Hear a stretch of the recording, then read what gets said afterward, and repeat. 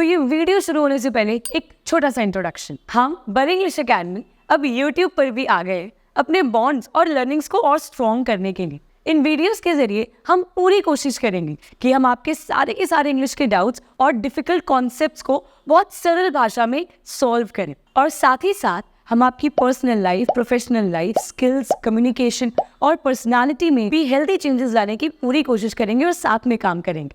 तो आज की वीडियो से शुरू करते हैं, जिसके अंदर मैं आपका एक छोटा सा ग्रामर का टेस्ट लूंगी। इसमें होगा क्या, मैं आपको एक हिंदी में सेंटेंस बोलूंगी और साथ ही साथ आपको 3 इंग्लिश के सेंटेंसेस के ऑप्शंस दिए जाएंगे, जिसमें आपको चूज करना होगा कि सही वाला कौन सा है, जिसके लिए आपको सिर्फ 10 सेकेंड दिए जाएंगे। So let's start. So first sentence, हम पार्टी में नहीं गए थे। तो पहला option, we did not went to the party. Second option, we did not go to the party. Third option, we went not to the party.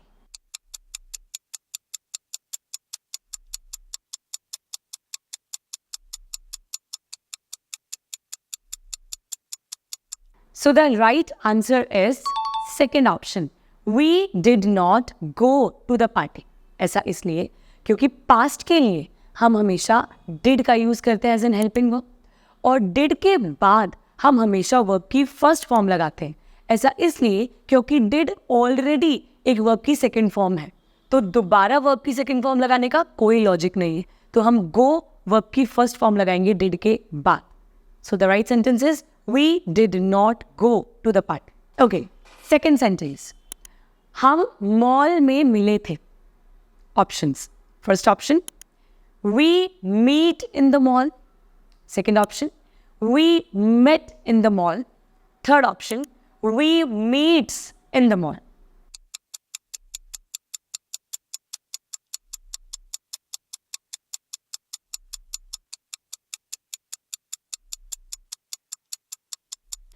तो इसका सही ऑप्शन भी सेकंड है, we met in the mall. ऐसा इसलिए क्योंकि ये sentence भी पास्ट सिंपल का पॉजिटिव सेंटेंस है, और पास्ट सिंपल का रूल कहता है जब भी आप पास्ट में घटी किसी भी घटना के बारे में बताते हो तो आप वहां पर वर्ब की सेकंड फॉर्म का यूज करते हो एग्जैक्टली सब्जेक्ट के बाद। तो इस सेंटेंस में एक्शन था मिलने का, तो मिलने को इंग्लिश में बोलते हैं मीट, और मीट की सेकंड फॉर्म होती है मेट। तो राइट सेंटेंस क्या हो गया, we met in the mall. हम वी मीट यानी जो फर्स्ट ऑप्शन है वो नहीं बोलेंगे, वो गलत है। ऐसा इसलिए we meet in the mall में आप हमने वर्ब की फर्स्ट फॉर्म लगाई। सब्जेक्ट के बाद वर्ब की फर्स्ट फॉर्म हम रेगुलर हैबिट्स के लिए लगाते हैं, जो काम हमेशा होता है, रोजाना होता है। तो अगर आपने बोला we meet in the mall, तो इसका मतलब हुआ कि हम मॉल में ही मिलते हैं, तो उसका इमोशन अलग है। वही जो तीसरा सेंटेंस है we meets in the mall, ये सेंटेंस ही गलत है, क्योंकि वी एक प्लूरल सब्जेक्ट है, तो उसके साथ हम मीट ही लगाते हैं। मीट्स हमेशा सिंगुलर सब्जेक्ट्स के साथ यूज होता है प्रेजेंट सिंपल के सेंटेंसेस। तो ये तो फॉर्मेशन, ये सेंटेंस ही गलत है। So the right sentence is we met in the mall, हम मॉल में मिले थे। और हाँ, अगर आपको अभी भी बहुत ज़्यादा कंफ्यूजन है verbs, helping verbs, subject, singular, Plurals में, तो आप इस वीडियो के लिंक पर जाके देख सकते हो, जहाँ पे मैंने बहुत क्लियरली सारी चीज़ों को एक्सप्लेन किया है। थर्ड सेंटेंस, वो अच्छा क्रिकेट खेलता है। First option, he plays good cricket. Second, he play good cricket. Third, he is playing good cricket.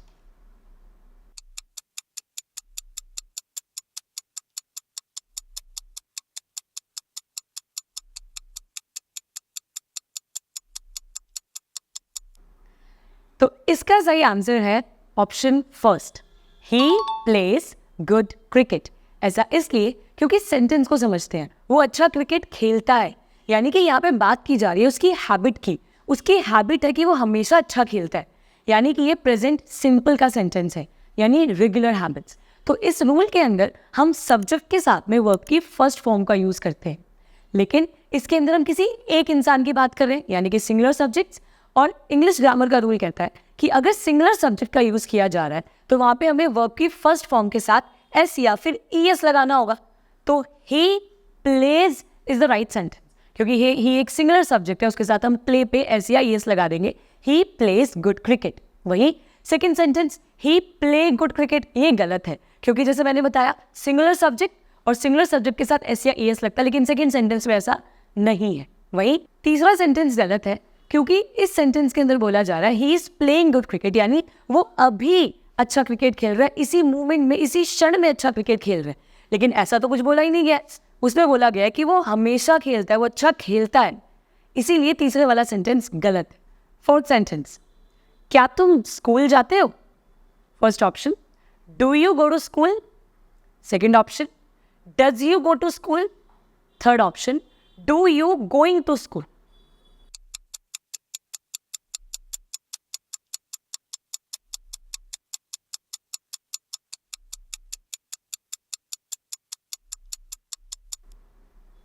तो इसका सही जवाब है option number 1, do you go to school. ऐसा इसलिए, पहली चीज, ये एक इंटेरोगेटिव सेंटेंस है। इंटेरोगेटिव सेंटेंस यानी जिसमें आप किसी से कोई सवाल पूछ रहे हो, और as per the rules English कहती है कि जब भी आप कोई इंटेरोगेटिव सेंटेंस बनाओगे तो पहली चीज आपको हेल्पिंग वर्ब को आगे और सब्जेक्ट को पीछे रखना होगा। और साथ ही साथ अगर हम इस सेंटेंस को पढ़ें कि क्या आप स्कूल जाते हो, तो ये एक सेंस बनाता है हैबिट की फिर से, यानी कि जब आप किसी से उनकी रेगुलर हैबिट के बारे में पूछ रहे हो कि क्या आप ऐसा काम हमेशा करते हो, तो इसके अंदर भी सेंटेंस प्रेजेंट सिंपल का बनेगा। तो प्रेजेंट सिंपल के रूल के अंदर आपने क्या सीखा था कि हम डू या फिर डस का यूज करते हैं, और अगर प्लूरल सब्जेक्ट है तो हम डू का यूज करते हैं, और अगर सब्जेक्ट सिंगुलर है तो हम डस का यूज करते हैं। और इस सेंटेंस के अंदर जो सब्जेक्ट है, जो कि है तुम, जो कि डिनोट करता है यू को, यू एक प्लूरल सब्जेक्ट है, तो सेंटेंस हो जाएगा do you go to the school. दूसरा सेंटेंस गलत है, does you go to the school, क्योंकि जैसे मैंने बताया डस का यूज हम सिंगुलर सब्जेक्ट्स के साथ करते हैं और यू एक प्लूरल सब्जेक्ट है, तो ये सेंटेंस गलत हुआ। वही तीसरा sentence, do you going to school, ये सेंटेंस का फॉर्मेशन ही गलत है, क्योंकि डू डस के साथ हम वर्ब की फर्स्ट फॉर्म का यूज करते हैं, ना कि वर्ब के साथ आईएनजी फॉर्म का। तो गोइंग बिल्कुल गलत होगा, do you go to the school correct sentence. Fifth sentence, वे क्रिकेट नहीं खेल रहे हैं। First option, they are not playing cricket. Second option, they is not playing cricket. Third option, they do not playing cricket.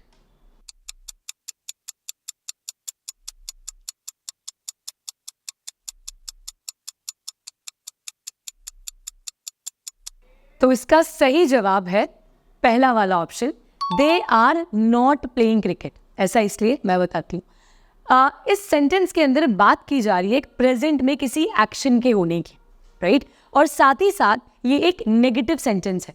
Negative sentence यानी जिस भी sentence के अंदर काम के ना होने को दिखाया जाए, यानी जिसके अंदर नहीं या नॉट का यूज किया जाए। और इंग्लिश ग्रामर कहता है कि ऐसे सेंटेंसेस के लिए आपको हेल्पिंग वर्ब के साथ में नॉट लगाना होगा, जैसे कि I am not, she is not, are not, do not, does not. और ये सेंटेंस है प्रेजेंट कॉन्टिन्यूस का, क्योंकि इसके अंदर काम अभी प्रेजेंट में कॉन्टिन्यूस फॉर्म में चल रहा है। और इसके अंदर हमने दे के साथ आर इसलिए लगाया क्योंकि as per the subject verb agreement in English grammar हमें आर के साथ में प्लूरल सब्जेक्ट्स को यूज करना होता है, जैसे कि they are, we are, you are. तो सही सेंटेंस होगा दे आर नॉट प्लेइंग, और यहाँ पे नॉट हमने आर के बाद लगाया, जैसे मैंने बताया था हेल्पिंग वर्ब के बाद हम नॉट लगाते हैं। इसके अंदर दूसरा सेंटेंस गलत है, दे इज नॉट प्लेइंग क्रिकेट, क्योंकि जैसे मैंने बताया आर का यूज हम प्लूरल सब्जेक्ट्स के साथ करते हैं और दे एक प्लूरल सब्जेक्ट है, तो यहाँ पे हम आर लगाएंगे ना कि इज, क्योंकि इज सिंगुलर सब्जेक्ट्स के साथ में आता है, जैसे कि ही इज, शी इज। और वही तीसरा सेंटेंस भी गलत है, दे डू नॉट प्लेइंग क्रिकेट, क्योंकि जैसे मैंने बताया डू या डज वो हेल्पिंग वर्ब है जो कि यूज की जाती है प्रेजेंट सिंपल, यानी कि जो काम होता है, मतलब जब आप रेगुलर हैबिट्स की बात करो उस सेंस में। So the right sentence is first, they are not playing cricket, और ये प्रेजेंट कॉन्टिन्यूस का पार्ट है।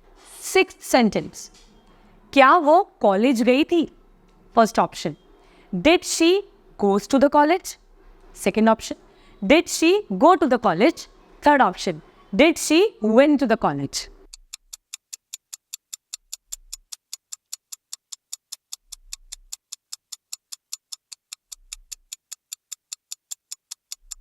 तो इसका सही ऑप्शन है option number 2, did she go to the college. देखो ये भी सेंटेंस इंटेरोगेटिव का है, यानी कि हेल्पिंग वर्ब को आगे रखेंगे और सब्जेक्ट को पीछे लेके जाएंगे। और अगर आप सेंटेंस को ध्यान से पढ़ें कि क्या वो कॉलेज गई थी, ये सेंटेंस पास्ट का है, जो कि पास्ट के इंसिडेंट यानी पास्ट के एक्शन को दिखा रहा है, यानी कि पास्ट सिंपल का सेंटेंस हुआ। और पास्ट सिंपल के अंदर हम यूज करते हैं डिड की हेल्पिंग वर्ब का। लेकिन एक रूल जो मैंने आपको सबसे पहले वाले सेंटेंस में बताया था, याद करो कि अगर सेंटेंस में एक बार हेल्पिंग वर्ब सेकेंड फॉर्म के तौर पे यूज हो गई है, यानी कि अगर सेंटेंस में शुरुआत में डिड यूज हो गया है, तो दूसरा जो वर्ब होगा वो वर्ब की फर्स्ट फॉर्म ही यूज होगी। तो सही सेंटेंस क्या हुआ? Did she go to the college. हम यहाँ पर गो लगाएंगे क्योंकि गो एक फर्स्ट फॉर्म है और डिड ऑलरेडी एक सेकेंड फॉर्म यहाँ पर आ चुकी है।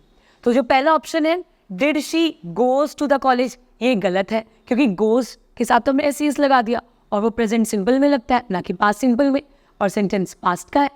और तीसरा sentence did she went to the college भी गलत है क्योंकि वेंट यहाँ पे वर्ब की सेकेंड फॉर्म आ गई है। और जैसे मैंने आपको अभी बताया कि अगर सेंटेंस में डिड आ चुका है तो दोबारा सेकेंड फॉर्म नहीं लगाएंगे, हमें सिर्फ वर्ब की फर्स्ट फॉर्म लगानी है। करेक्ट सेंटेंस क्या हुआ? Did she go to the college. Seventh sentence, मुझे पिज्जा पसंद नहीं है। First option I am not like pizza. Second option I does not like pizza. Third option I do not like pizza.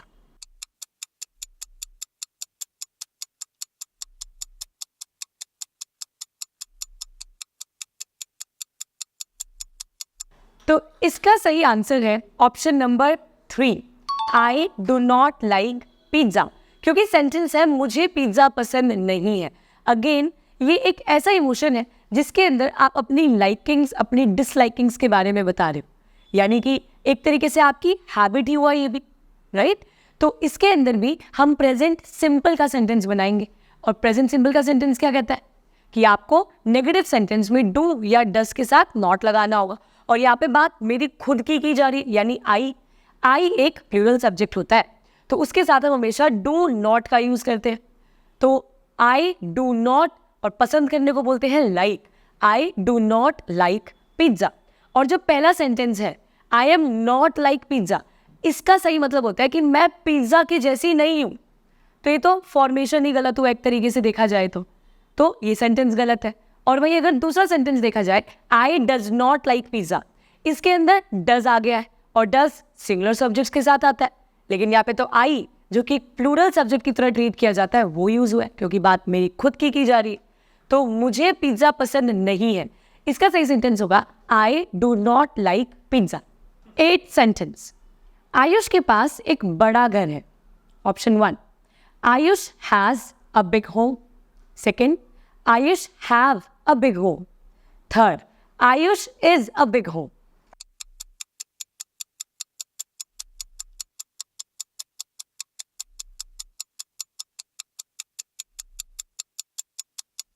तो इसका सही जवाब है option number 1, Ayush has a big home. ऐसा इसलिए क्योंकि सेंटेंस के अंदर हमने बात करी है किसी के पास किसी चीज के होने की, किसी इंसान का किसी के ऊपर अधिकार होने की। जैसे कि आयुष के पास एक बड़ा घर है, तो सेंटेंस के अंदर ही पोजेशन बताया जा रहा है। और पोजेशन के लिए इंग्लिश के अंदर हम सिंपल हैज या हैव का यूज करते हैं, लेकिन डिफरेंस इतना है कि हम हैज का यूज सिंगुलर सब्जेक्ट्स यानी कि ही, शी या इट के साथ करते हैं, और हैव का यूज हम प्लूरल सब्जेक्ट्स यानी कि वी, यू, दे या आई के साथ करते हैं। यहाँ पर हमने आयुष की बात की है, यानी एक सिंगुलर इंसान, तो यहाँ पर हम हैज का यूज करेंगे, आयुष हैज, और फिर हम लगा देंगे कि उसके पास क्या है, अ बिग होम। तो सही सेंटेंस हो जाएगा Ayush has a big home. वही जो दूसरा ऑप्शन है Ayush have a big home, ये गलत है क्योंकि हैव मैंने अभी बताया एक ऐसी हेल्पिंग वर्ब है जो प्लूरल सब्जेक्ट्स के साथ लगती है, तो ये गलत है। और वही तीसरा sentence Ayush is a big home, ये सेंटेंस गलत है क्योंकि इस सेंटेंस का असली मतलब निकलता है आयुष खुद एक बड़ा घर है, तो इसका कोई लॉजिक ही नहीं बनता है, यहाँ पे सेंटेंस बिल्कुल गलत है। So the right sentence is Ayush has a big home. 9th sentence, वो सो रही है। Option number 1, she does sleeping. Option number 2, she स्लीप्स। Option number 3, she is sleeping.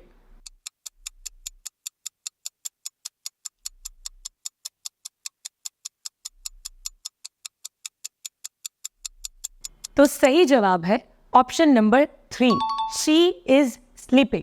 क्योंकि सेंटेंस है वो अभी सो रही है, यानी कि इस सेंटेंस के अंदर हमने बात करी है वो काम जो अभी प्रेजेंट में इसी समय इसी क्षण हो रहा है, यानी कि ये प्रेजेंट कॉन्टिन्यूस का टेंस है। और प्रेजेंट कॉन्टिन्यूस टेंस का रूल होता है कि हमें इज, एम, आर के साथ वर्ब की फर्स्ट फॉर्म के साथ आईएनजी लगाना होता है।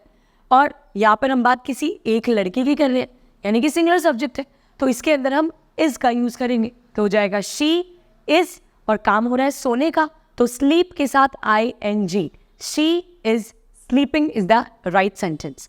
और जो हमने पहला सेंटेंस बोला शी डज स्लीपिंग, ये सेंटेंस ही गलत है, क्योंकि हम डज के साथ में वर्ब की फर्स्ट फॉर्म पे ING लगाते ही नहीं है, ये सेंटेंस ही गलत है, ये फॉर्मेशन ही गलत है।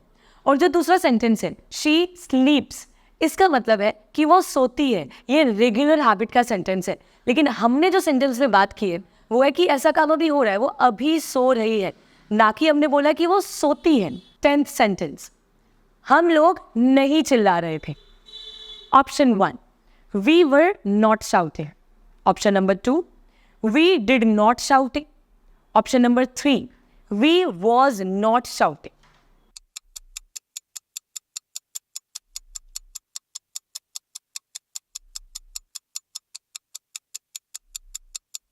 तो इसका सही आंसर है option number 1, we were not shouting. ऐसा क्यों मैं बताती हूँ, क्योंकि सेंटेंस कह रहा है कि हम लोग नहीं चिल्ला रहे थे, यानी कि ये पास्ट में किसी एक ऐसे समय की, एक ऐसे एक्शन की बात की जा रही है जहाँ पे एक्शन कॉन्टिन्यूस फॉर्म में था। लेकिन अगर आप ध्यान दोगे तो ये नेगेटिव का भी सेंटेंस है, यानी कि नॉट लगेगा इसके अंदर, और ये है पास्ट कंटिन्यूस का सेंटेंस। और पास्ट कंटिन्यूस का रूल क्या होता है, वॉज, वर के साथ में आपको फर्स्ट फॉर्म पे ING का यूज करना होता है।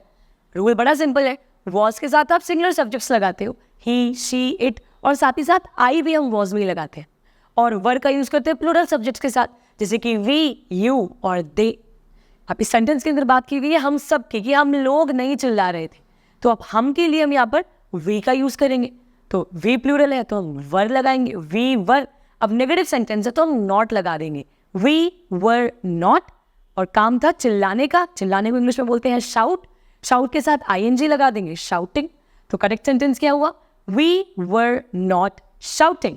वहीं नीचे के दोनों सेंटेंसेस गलत हैं। ऐसा इसलिए क्योंकि दूसरा सेंटेंस है वी डिड नॉट शाउटिंग। अब ये सेंटेंस फॉर्मेशन ही गलत है, क्योंकि डिड नॉट के साथ हम वर्ब की फर्स्ट फॉर्म ING तो लगाते ही नहीं है। अगर हमें ये बोलना होता कि हमने नहीं चिल्लाया था, अगर ये इमोशन होता तो हो जाता कि we did not shout, ING तो तब भी नहीं लगता, फिर भी सेंटेंस ये गलत ही होता इस सेंटेंस के लिए कि हम चिल्ला नहीं रहे थे।